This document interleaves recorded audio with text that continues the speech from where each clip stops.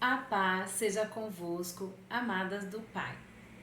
Mais um vídeo para o nosso grupo Mulheres Transformadas em Oração. Hoje vou compartilhar com vocês um pouquinho do conhecimento sobre o ministério de Jesus, né? Que continua até hoje.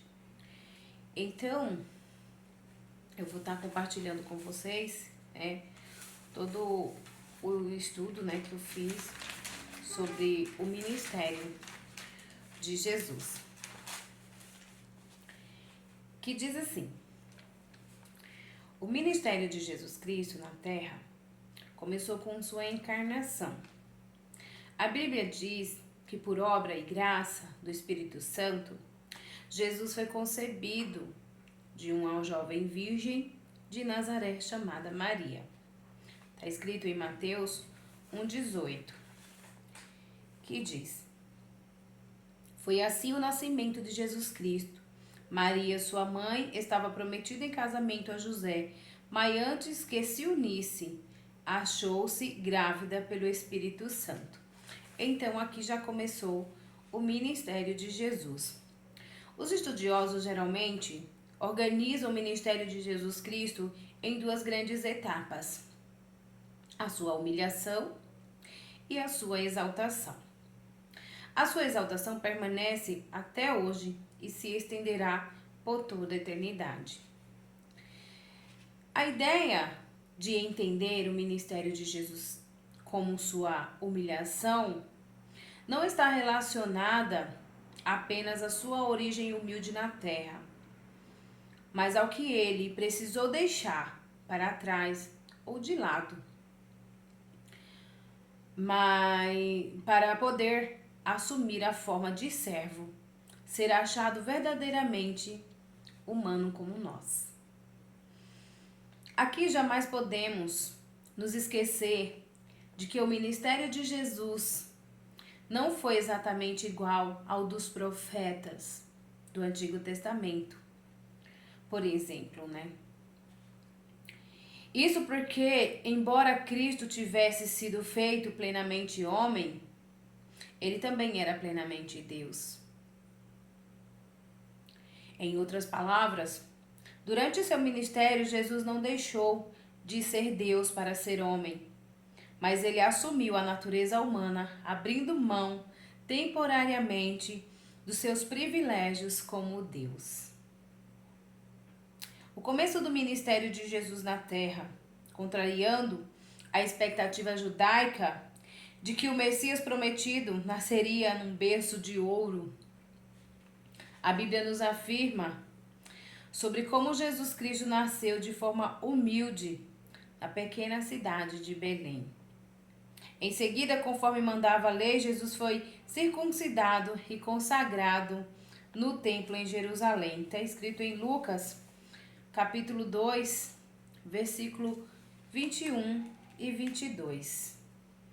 Vou estar lendo aqui para vocês. Lucas 2, 21 e 22, que diz assim: e completando-se os 8 dias para a circuncisão do menino, foi-lhe posto o nome de Jesus, o qual lhe tinha sido dado pelo anjo antes que ele nascera. Completando-se o tempo da purificação dele, de acordo com a lei de Moisés, José e Maria o levaram a Jerusalém para apresentá-lo ao Senhor. Então, Jesus aqui fazendo tudo como a natureza humana manda. Depois, Herodes o Grande ordenou a morte dos meninos recém-nascidos em Belém. Isso fez com que a família de Jesus tivesse que passar um tempo no Egito. Mas a Bíblia não fornece quase nenhum detalhe no Egito. Mas a Bíblia não fornece nenhum detalhe a respeito da infância, adolescência e juventude de Jesus. O texto bíblico diz apenas que Jesus se desenvolveu em sabedoria, estatura e graça. Está lá em Lucas 2,52, que diz assim: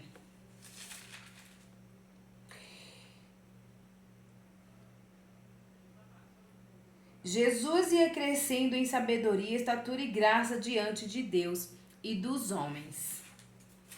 Então aqui, mesmo Jesus assumindo a natureza humana, a Bíblia não relata sobre a sua infância, adolescência e juventude. Só fala que ele cresceu em estatura, sabedoria e graça diante de Deus e dos homens. O único episódio específico registrado na Bíblia sobre a infância de Jesus é aquele em que, com apenas 12 anos de idade, Jesus foi encontrado no templo sentado entre os especialistas da lei. Acho que algumas pessoas sabem dessa história, que Maria e José desceram para Jerusalém, para o templo, para adorar. E quando eles voltaram, no meio do caminho, procuraram Jesus e não o encontraram. E aí eles voltaram novamente, né, para Jerusalém. E aí, quando voltaram, encontraram Jesus sentado no meio dos mestres da lei, ensinando eles sobre o reino dos céus. Né? Então Jesus fala, então não sou eu que estou na casa do meu pai. Então esse é o único relato sobre a adolescência, a infância de Jesus, né? Com 12 anos que ele já ensinava no templo aos mestres da lei, que ele ensinou, na verdade, né? Nesse período. Então a Bíblia registra o início de seu ministério público, quando Jesus já estava numa idade adulta. A Bíblia diz que Jesus começou seu ministério público quando ele tinha cerca de 30 anos. Está lá em Lucas 3, versos 23, que diz assim: Jesus tinha cerca de 30 anos de idade quando começou seu ministério. Ele era considerado filho de José.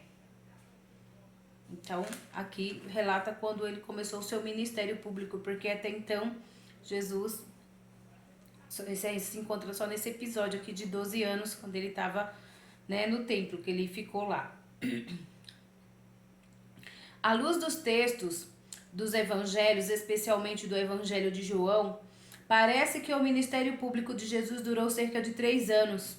O evento que marcou o início do ministério público de Jesus foi seu batismo por João Batista no Rio Jordão. Então, lá em Marcos 1:9, fala sobre o batismo de Jesus, mas uma característica da natureza humana, que Jesus, sendo Deus, se esvaziou da sua condição de Deus para ser homem. Então aqui em Marcos capítulo 1, versículo 9, diz: naquela ocasião Jesus veio de Nazaré, da Galileia, e foi batizado por João Batista no Jordão. E lá em João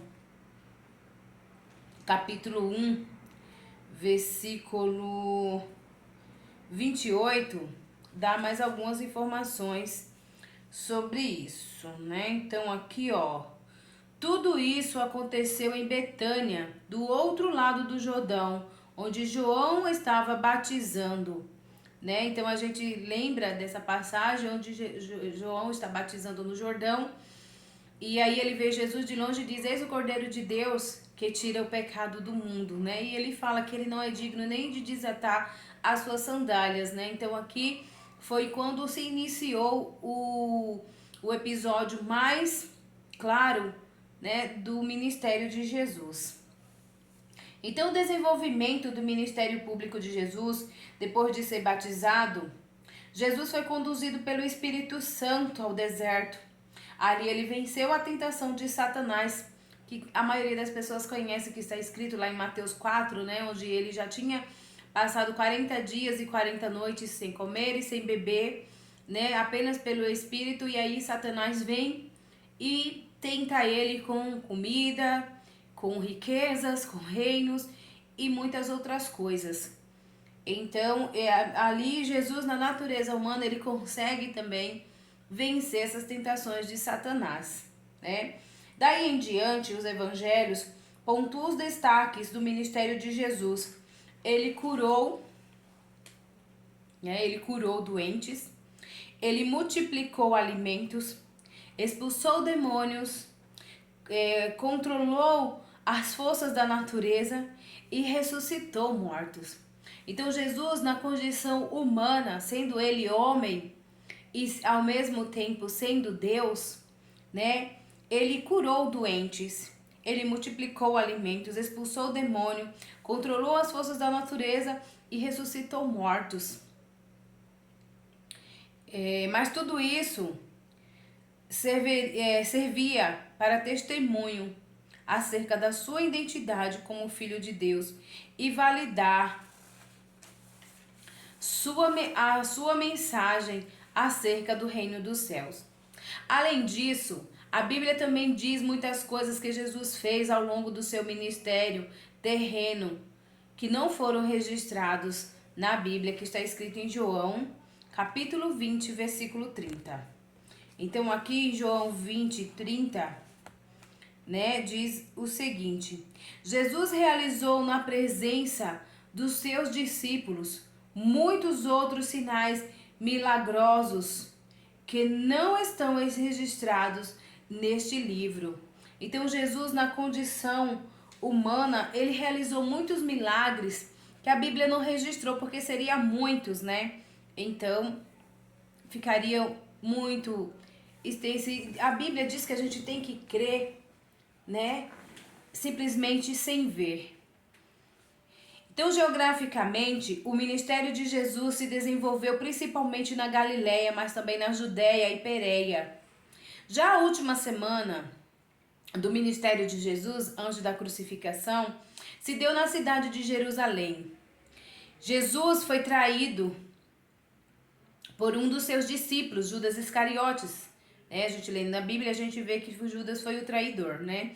Após ser preso, acabou sendo condenado à morte com base em falsas acusações. Inclusive, esse era o tipo de morte mais humilhante que alguém poderia sofrer naquela época. Apenas escravos ou criminosos da pior qualidade eram crucificados. Então Jesus, ele se humilhou, se fazendo indigno de qualquer coisa, né? Então eram as piores pessoas que eram crucificados. Então Jesus, ele se esvaziou de si para ser o pior, para nos dar vida e salvação. Aqui fala mais adiante, né? Os teólogos têm identificado a crucificação de Jesus como o ponto mais profundo da sua humilhação. Durante seu ministério, enquanto que sua vitória sobre a morte, por meio da ressurreição, foi o ponto inicial da sua exaltação, que culminou em sua ascensão aos céus. Então Jesus, ele se humilhou. O ponto mais profundo da humilhação de Jesus foi a crucificação, onde o início da sua glória, foi ele ter vencido a morte e ter ressuscitado e ter subido aos céus. Portanto, a morte não colocou fim no ministério de Jesus. Ele venceu a morte e ressuscitou dos mortos com um corpo glorioso, que era uma indicação dos corpos glorificados que os crentes receberão na ressurreição final. A continuidade do ministério de Jesus também é verdade, que muitas pessoas pensam que o fim do ministério de Jesus terminou com a sua ascensão aos céus, mas isso não está correto. O ministério de Jesus continua agora em sua exaltação. A Bíblia diz que ele está à destra de Deus, na posição do nosso rei e sumo sacerdote. Isso significa que Jesus Cristo está sentado no trono do universo, governando todas as coisas. Ele intercede ao Pai por nós e nos dá o privilégio de nos achegarmos à presença de Deus por meio de seus méritos. Além disso, o grande passo final do ministério de Jesus se dará por ocasião do seu retorno à terra, com grande poder e glória, para por fim, no presente século, estabelecer em toda a sua plenitude o reino de Deus. Então, minhas amadas, aqui a gente vê o ministério de Jesus, tudo que Jesus passou e suportou em seu ministério. E muitas das vezes, quando a gente encontramos qualquer adversidade ou dificuldade em nossos ministérios, nós abrimos mão e deixamos de lado. E Jesus, ele não fez isso até hoje. Ele está sendo glorificado e justificado né? Nós somos justificados pelo sangue de Jesus. O ministério de Jesus aqui na terra, ele trouxe grandes bênçãos para nós. Então, se você começar a ler a Bíblia e ver exatamente a vida de Jesus, você vai ver que Jesus, ele veio e fez extensões de coisas, de bênçãos para nós, seres humanos, onde Deus nos fez para a nossa adoração, e aí veio o pecado e criou um abismo, e Jesus veio e religou novamente. Então, assim, essa ponte que é Jesus entre o homem e Deus não é só para mim, é para todos aqueles que aceitam a Jesus como seu único Senhor e Salvador. É aqueles que creem verdadeiramente no Pai que está no céu, que criou moradas para nós nos lares celestiais, nas cidades de ouro. Então, meus amados irmãos, quando as tentações vier sobre as riquezas, sobre o poder, sobre qualquer coisa desse mundo, é uma tentação de Satanás. As riquezas desse mundo, a traça come, o ferrugem corrói. Então, que a gente não possamos buscar as riquezas desta vida, deste mundo, mas possamos buscar as riquezas dos céus, tesouros dos céus. E a gente só encontra quando a gente olha para Jesus e aceitamos o nosso ministério que Ele deixou para nós e vivermos em santidade com Ele. Amém? Então essa mensagem é para fortalecer o coração de vocês na presença do Senhor, que sejamos tocados pela presença do Espírito Santo e tenhamos mais comunhão, intimidade com o Senhor. Até o próximo vídeo, se o Senhor assim nos permitir. Peço desculpa, né, pelos anteriores que eu não fiz, mas que esse possa estar aí afagando o coração de vocês e fazendo vocês repousar nos braços do Pai. Amém? Até o próximo, né? Vamos orar, que da outra vez as meninas gostaram, né, que nós oramos. Então, vamos orar. Senhor, meu Deus e meu Pai, em nome de Jesus Cristo, teu Filho amado, estamos aqui, Senhor, na sua presença. Nos colocamos humildemente diante de Ti para Te agradecer e Te render graças, ó Pai, porque o Senhor nos escolheu e nos chamou. Que o Senhor abra o nosso entendimento, nos dando discernimento do ministério que o Senhor tem para nós nesta terra. E cumprir, Senhor, cada passo que o Senhor tem para nós, cada propósito que o Senhor tem para nós, para que assim vivamos no centro da sua vontade, fazendo aquilo que o Senhor tem para nós, cumprindo cada detalhe que o Senhor tem para nós, Pai. Obrigado, Deus. Obrigada, Jesus, porque o Senhor nos conduz nos teus caminhos. Amém.